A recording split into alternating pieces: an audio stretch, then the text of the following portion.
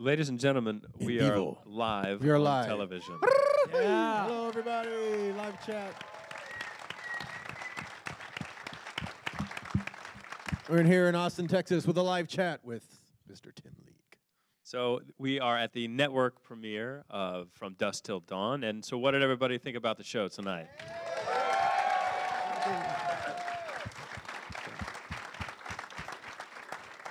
And for those of you in Alamo Drafthouse locations, let your teams know there if you like this. Maybe we can do this every week. Same room, same time, same channel. I think I'm in. That would be I'm coming awesome. back.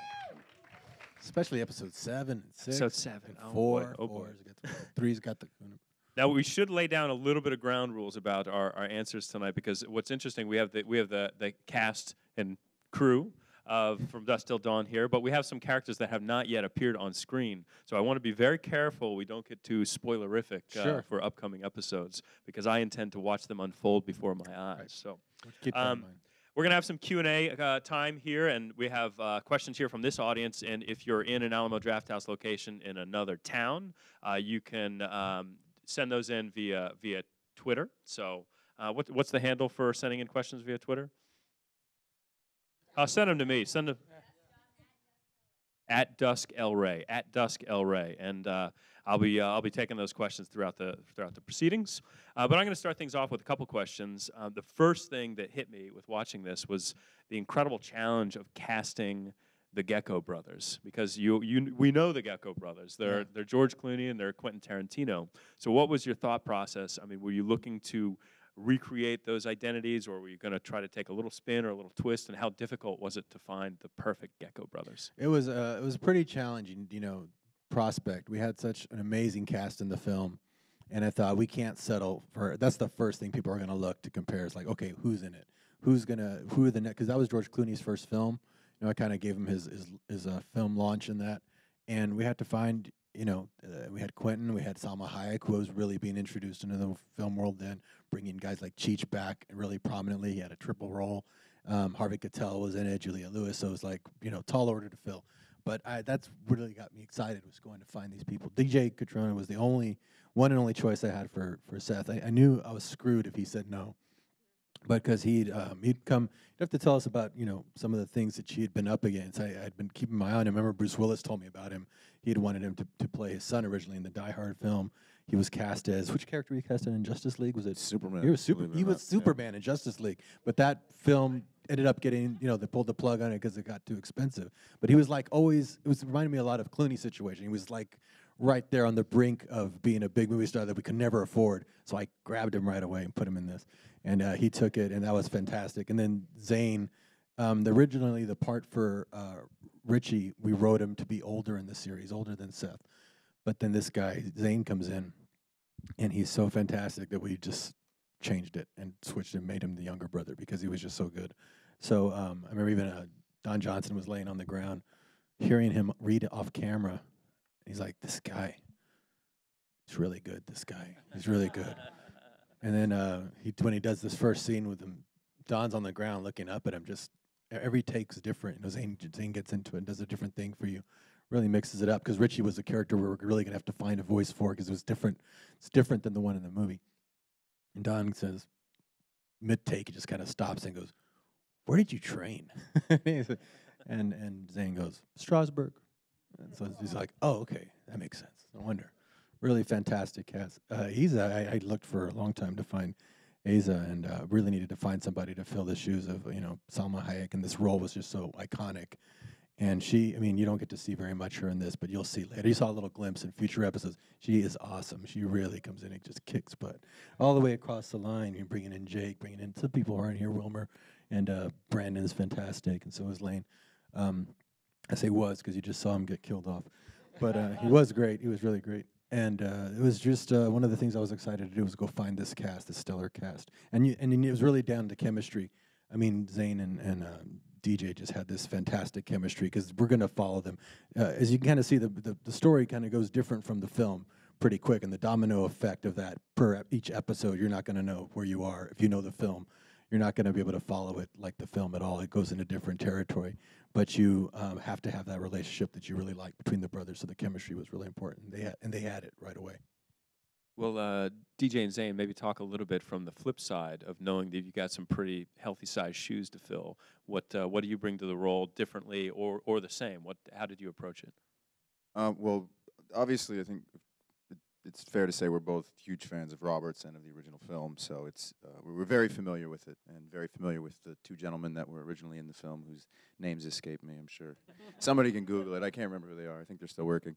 But honestly, after meeting with Robert and seeing the first few scripts, I don't think we were technically filling the shoes, but we put them like in the guest bedroom, kind of to the side. We knew they were there, and we would look at them for reference every once in a while. But the series and the characters, it's kind of a luxury because we establish them as everybody knows them, but we go so far into backstory with them, from their family influences to different crime scenarios they've been in that leads them to this point at Benny's. And then again, shooting into the future, we go so far off with so many different characters and so many different directions that the jumping off point is the familiar place and the familiar characters everybody knows, but we go backwards and forwards in time to so many different parts of these guys' lives and personalities that they both pretty quickly become their own iteration. So it's like an alternate universe. I've heard you say a bunch of times, and that's probably the best way to describe it.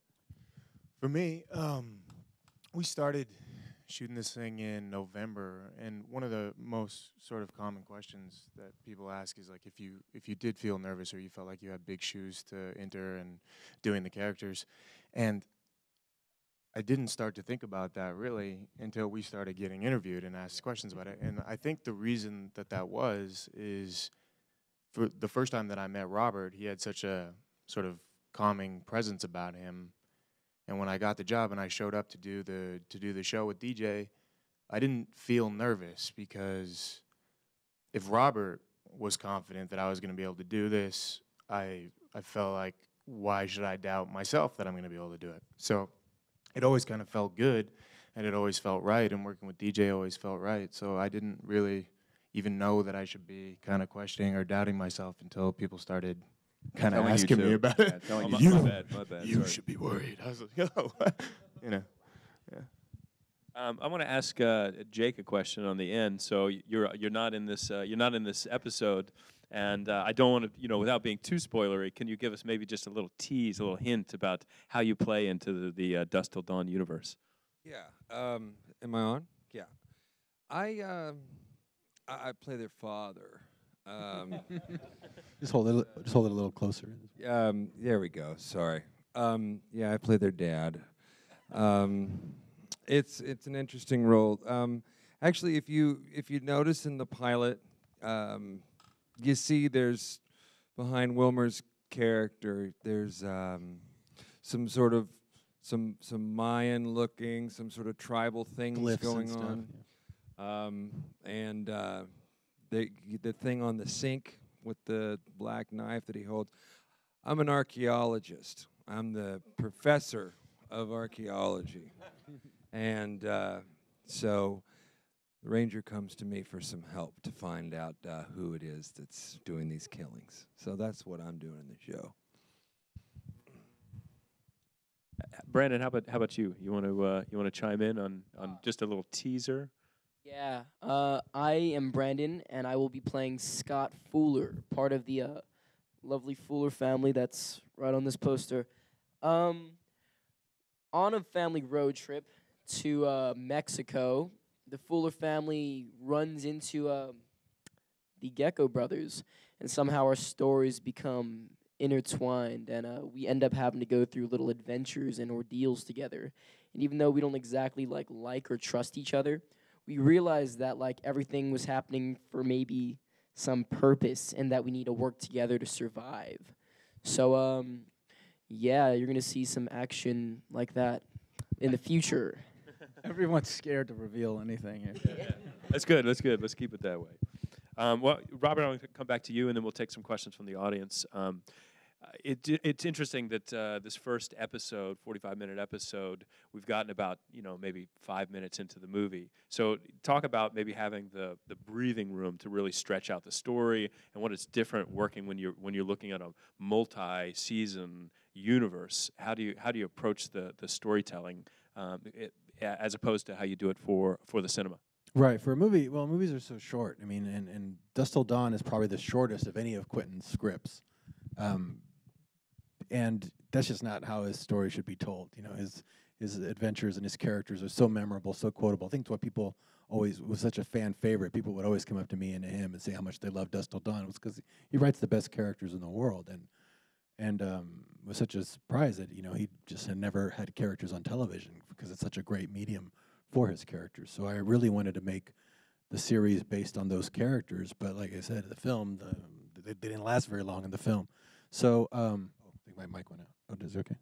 So I thought, let me retell the original story in a different way. So if the film was the short story, this series is like the novel, where you really get new characters, different fates for the original characters, more storylines, and it just, in order to set up for the second half of this season and season 2 and season 3, we almost had to retell it in a different way.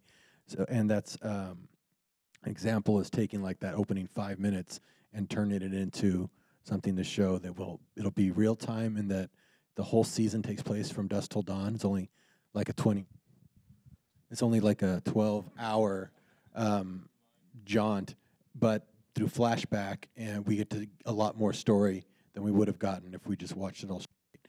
So that was sort of the idea, was how can we get these characters to breathe and live longer into this story and set up for them to have further adventures in seasons to come, and to really get into the Mayan Aztec mythology that drives the temple and into the Santanico story and all of that. Now, do you have it mapped out on a finite number of seasons like The Wire, or are you going to be like The Simpsons where you can just keep on going for eternity? You can just keep going. Well, we really know what's going to happen in season 2 already, because this ties in so much to that. But I've heard the writers talk about things that I've mentioned that I want to do, and they go, "Oh no, that's not till season 5." So they're already thinking about. They already have in their mind placeholders and seasons as far up as 5. All right, we're gonna open it up to the floor here, and just so you know, I've got a cell phone in my lap, and I'm gonna be occasionally looking at this cell phone. It is not because I'm incredibly rude; it's because the questions from Twitter are gonna be arriving on this phone. So I just wanted to lay that out before anybody makes fun of me. Okay, that's part of the show. I'm gonna go with you, ma'am, here right in the front row. As a diehard horror fan, I know that it can be really hard to remake a film. So how often did you kind of consider the diehard fans that you may or may not anger by remaking it? And how did you kind of toe that line by creating something new, but something that would also bring in those fans and please them? So we're going to repeat the question. I think we also have a mic for the questions from here on out. But paraphrasing, taking into account the fans, there's the fine line between pissing them off by treading upon sacred turf, but also how do you write the story to keep those fans in mind, to keep them engaged in basically what's not really a retelling, but going back into that universe. Yeah, I know, absolutely. It was something I thought about. I knew that this was kind of the right thing to do. I pitched it to Quentin. He was really excited about it. It just felt like, fans of the film will be surprised again as if for the first time if they're fans of the film, they might love, the horror. They'll get new versions, new things to be excited about. The characters will excite them as if they're watching it for the first time, yet it's familiar like that of a film.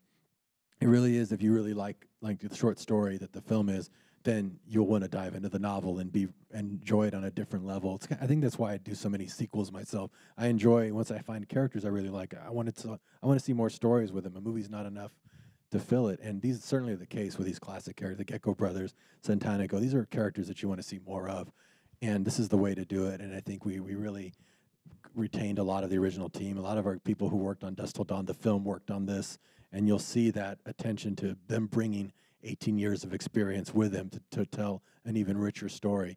It was a real pleasure and privilege to get to do that, to walk onto the bar, the titty twister, once again, after 18 years. Everybody had a chill, even new people who walked on. They were like, oh my God, this is like getting to do your favorite play again. There's a lot of versions of classic plays. This is like a classic play by a writer named Quentin Tarantino, getting restaged in a really big, huge way. So I'm just really excited about that.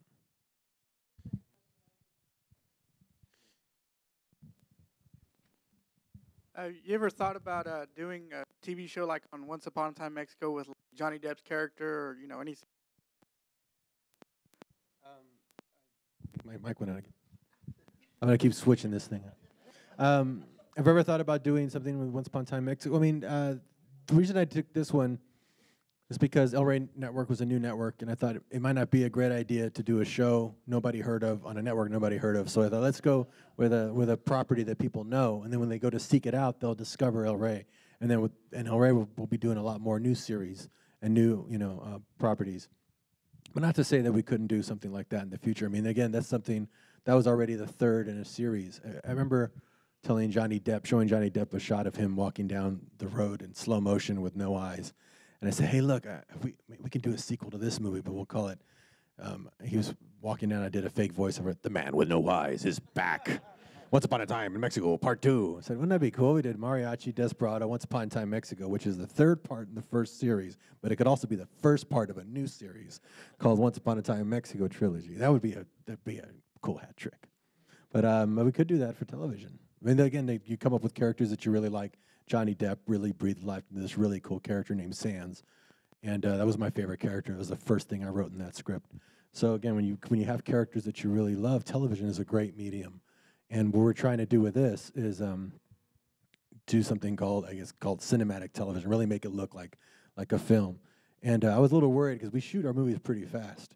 And I always heard TV was a really fast-paced shoot, how much faster we can move. And when we did this show, I mean, it's the same crew, the same studios that we do my movies. We found, surprisingly, that we'd already been shooting at TV pace all this time. We didn't know it. We'd always shot this quick just to keep our budgets lower. So we're able to bring a real cinematic quality, and it'll look very rich, and it'll feel like a feature. It'll feel like a feature film. So if that Once Upon a Time in Mexico series does happen, don't come looking for royalties. You're just going to have to watch it on TV. Okay. This question's for DJ. The prop you use, your gun, is it it looks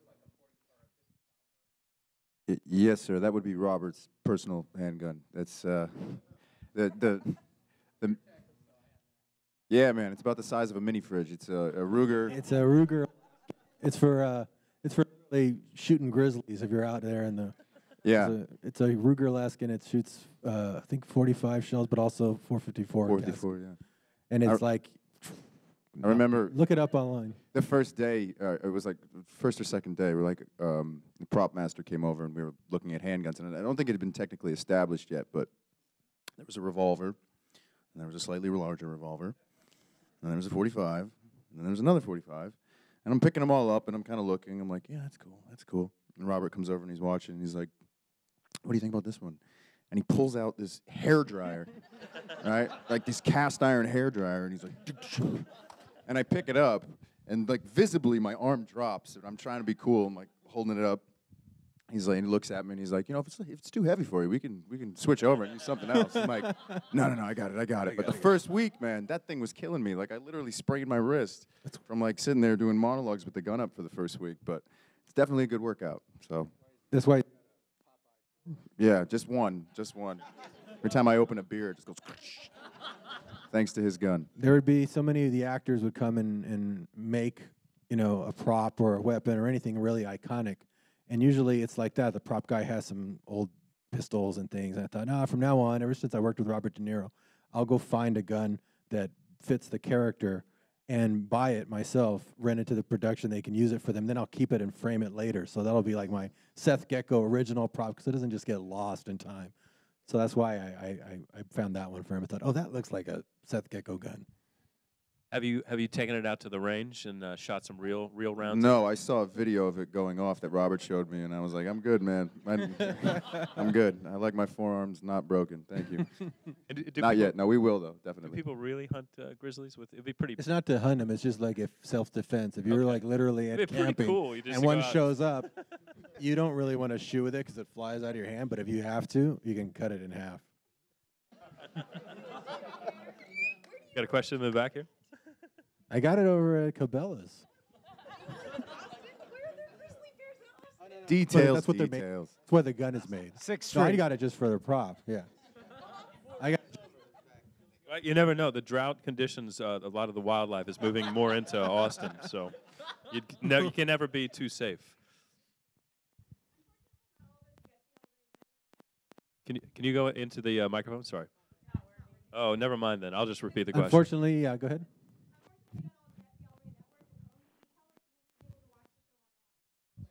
Yes, not everybody can get the. Well, if you go to elray.com, elraynetwork.com, you can type in. It says "Watch Now," and you can type in your zip code, and it'll tell you what service it's on. It's on Time Warner. It's on Comcast, Cox Communication, DirecTV. And if you don't have any of those, well, then we just announced today a digital deal that we have. So you'll be able to get it tomorrow, the day after, like on iTunes, Amazon, Xbox, all the digital platforms. So you can get it. And we're going to keep spreading like a disease to all the other carriers. So soon we'll be on all the other places that you have. Right now we're starting off. By the end of the year, I think we'll be in 40 million homes. And then as the years go on, we'll be in, hopefully just everywhere. If y'all keep supporting us on El Rey, I'd rather you support it on El Rey, because then people will get us will carry us everywhere. But any way that you can see it, I just want you to see the shows, because they're awesome. I think that's actually one of the most miraculous things about modern television is this digital catch-up. So many great shows failed in years past because if you lose the plot, then you're gone, you're out of the series. So I think it's just really interesting that that's one of the factors that has made this leap to incredible television. So yeah, definitely. That's not a question. People wouldn't have gotten into Breaking Bad if it wasn't for all the ways that you could have seen it when you missed it the first time. I'm going to go to this gentleman in the front row because he was giving us some non-television related questions while we were getting set up for the Q&A. So we also read earlier that you guys kind of love that you had the opportunity to makeup for the vampires before the movie. Now you don't have to.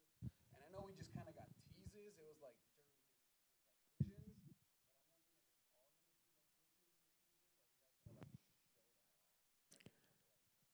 The question is, we've seen some teases and flashes of the new monster and creature and character design, and I think I know the answer to this. Are we just going to be having to be satisfied with these teases, or are we going to soon get the full frontal real deal? There you go.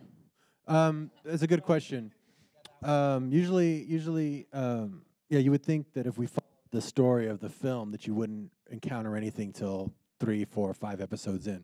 But what we did differently with the series, I wanted everything in the series to be kind of follow up, not a formula, but almost like you need to know that the story, it's a crime saga with supernatural elements. You have to feel that from the very first episode, which is why we put some of it in here. But already starting in the next episode, you'll see real stuff. It's not going to be visions. It's going to be, you'll see why that happens when you see which characters. So it's really tied. Everything's tied together much more. It's not going to be a switch. She'll be in there too. You'll just have to see. You'll just have to see. It's going to be really. It's done really cool. The writing group. It's a different dynamic on television. In a film, you're by yourself. You're right. Maybe you're right with somebody. But on television, it came up with how we were going to do the show and wrote the script here, and then you get a writing room together, and you all break the rest of the season out. So you've got all these minds working at the same time on how to figure out when to bring things out, so stories can all connect.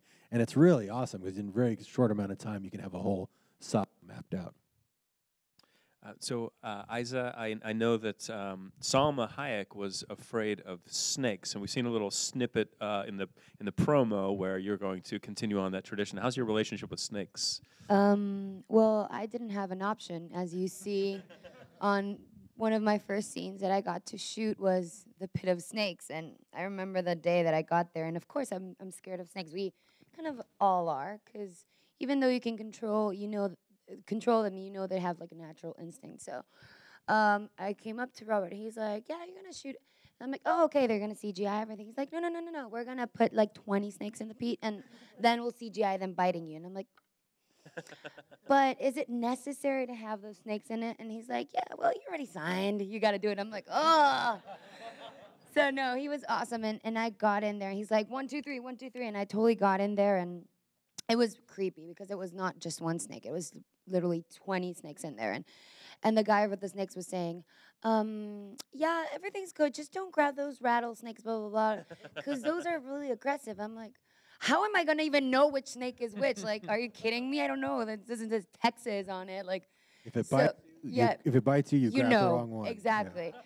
But yeah, from that point on, I totally lost all fear from it, and I started shooting when obviously the snake dance, and now Wilmer and I have a lot of scenes with snakes during the all the season, not just like the snake dance or the pit. There's snakes obviously involved with us a lot because of the story with all the mythological part of the series that Robert goes in a lot more with the Mayans and the Aztecs.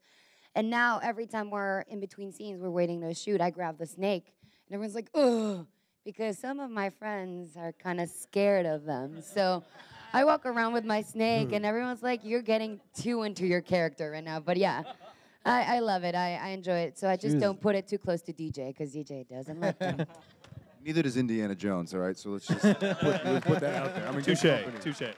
Just following a long line of snake haters. No, she was just super hyperventilating in there with the snakes, and we just have no choice. You're just like, well, you can be in there longer, or we can just get it. So let's just keep throwing the snakes on her. Like, the sooner we get it, the sooner you get out. And she went for it. But yeah, we're having to dump the snakes on her, just like, you just have to lose all shyness right away, because otherwise she'll be in there forever. So it's like, everyone, guys, just grab them. Everybody, grab the snakes, dump them on top of her. It was great prep, because obviously the snake dance being such an iconic moment, I really wanted to be familiar to the snake. And so there's points in the dance that I remember the guy saw that the snake came up to my face. And it was like, oh, and it literally went like this. And I could have been scared. I'm like, dude, you need to feel some big shoes, so you better work it right now. And I just grabbed the snake, and everyone's like grossed out. But thankfully, we did this scene first, and I got prepared. So you say that it was only the actual biting that was CGI in that sequence. Does that mean that? It went in my mouth. Literally. It literally did go in your mouth. That's what I was working with Robert for, like, put him in my mouth. No, that was CGI too, but wow, everything else was in there. I swear. And Robert's telling me, wrap them around your leg. And I'm like, okay, let's go. It was awesome. I want to see your contract. That's a pretty good contract you got going there. So. Yeah, it's not that official. From Twitter coming in from at Movie Guy, I guess, and the question is, I see the vampires are snake-like in appearance. Was that a discarded concept from the film, or was that added for the series? It was. We're gonna just repeat the question, because we got the. I see that the character design, they are snake-like in appearance. Is that a discarded idea from the original movie, or is this something new to accentuate the new? I won't give away too much by saying, but there are. They take on different forms and different. You'll see a lot of variety within the show. But there was when Quentin first gave me the script to Dusk Till Dawn, he said, it took place in Mexico and there were vampires, and I thought, well, there must be. One more time, switch. There was no really mention of anything that really had to do with Mexico, about a temple or anything. I added that in, just doing some research into something that could be vampire-like in Mexico, because European vampires seem very European, and thought it was in Mexico. Let's see what Aztec or Mayan mythologies there were, what kind of cults existed that might be vampire-like in a way. And I found some really interesting stuff, and that's where the snake came from in the Sama dance. I saw a statue of a woman who had a skull for a face, and she had snakes in her hand. And it was a blood cult that had existed that seemed vampire-like, and that's why I had her dancing with a snake, and that's why we had the shot of the temple. So that's part of some of their gods were really based on animals and reptiles and things. So we took some of that for some of the makeups. So that's probably what he was looking at. And you saw a couple of other shapes of different types of things that are also going to show up later in the season. Got a question right here.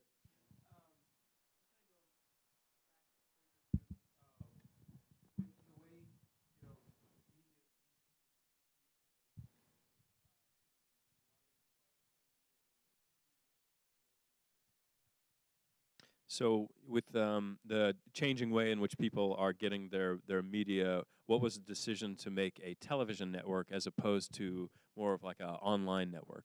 Online is really doing incredibly well, and it's a new frontier. Having a traditional television network, there was a opportunity at Comcast. We first stepped up we're awarding these networks, and I went up with the idea with an El Rey network. They granted it to me, and that's where this started. But knowing that it was going to go into digital platforms as well, What you're really doing is starting at the idea. When you have a brand like identity, like an El Rey, you can follow that either on network. Network is one stage of it. You can follow it to digital. You can follow it to any types of formats that come, because you really, what you end up with is like a mark and an identity. Just like Alamo Drafthouse, you'll follow that anywhere, whether it's out in the middle of the lake with a showing of Jaws, or it's, you know, in your local theater, because it's a brand that you trust for what they bring, their sensibility to it. And there was still something really cool. There was still something really cool about having a traditional network. I mean, when I was at home and I had Time Warner, and I turned on, and there was El Rey came on for the first time in December in HD. There's still something really amazing about seeing a network come on and then your product on there and the little logo. I even showed it to my sister, who was like, "Oh my God, look, there's your logo. Oh my God, there's the show." And there's something really exciting about that. It's like being, because you know, on YouTubes and all that are all great, but you know, everybody can do that. But when you have a network where it's like you're actually programmed and people can actually purchase and buy, there's something. It's like having your movie play in the theater when you can. Yeah, you can distribute online, but when you go to a movie theater and your movie's playing, there's something still really exciting about that. It makes it almost a little more official. So I think that's what why I decided to have a traditional network, but also be able to put the product anywhere. And then that's a network we can take internationally eventually as well, and have that El Rey experience all over the world. So that would be the next thing to do. So it's pretty cool. Okay, we've got time for one more question, so I want this to be a humdinger. I want this to be a hardcore, beautiful, wonderful question. If it's not that question, I'm gonna move on. Who's got it? Who's confident? You really confident? Put your hand up real high if you're real confident. Oh, the man in the back row is the most confident man in the room. no, he stood up.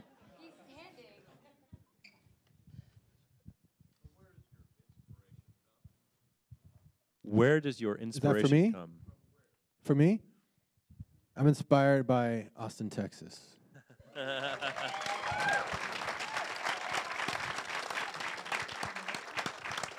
think that's why I kept everything here. It's why Tim kept everything here. It's why we never wanted to leave. Home is where the inspiration is. I was fortunate to be born at a time where you didn't have to go to Hollywood to make your dreams come true. You could stay, build up your community, have everyone here stay here and work here and live here and create dream imagery that could share all around the world. And it's really cool that we're doing this. We made this show here.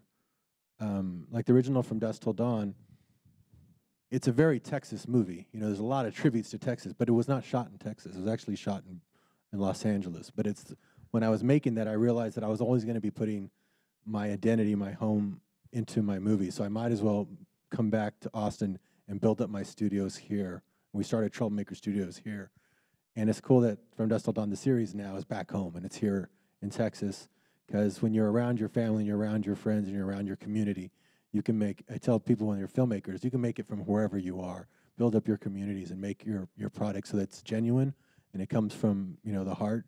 My inspiration comes from everybody around me, and everybody around me works on these. And so we take a lot of pride in it. And that's why that's where the El Rey Network now is here, and that's where Troublemaker Studios is here. And when you live in a town that's got the Alamo Drafthouse, it's a pretty damn good life, you know. Well, ladies and gentlemen, put your hands together for the cast and crew of what I want to see is a long-running television series.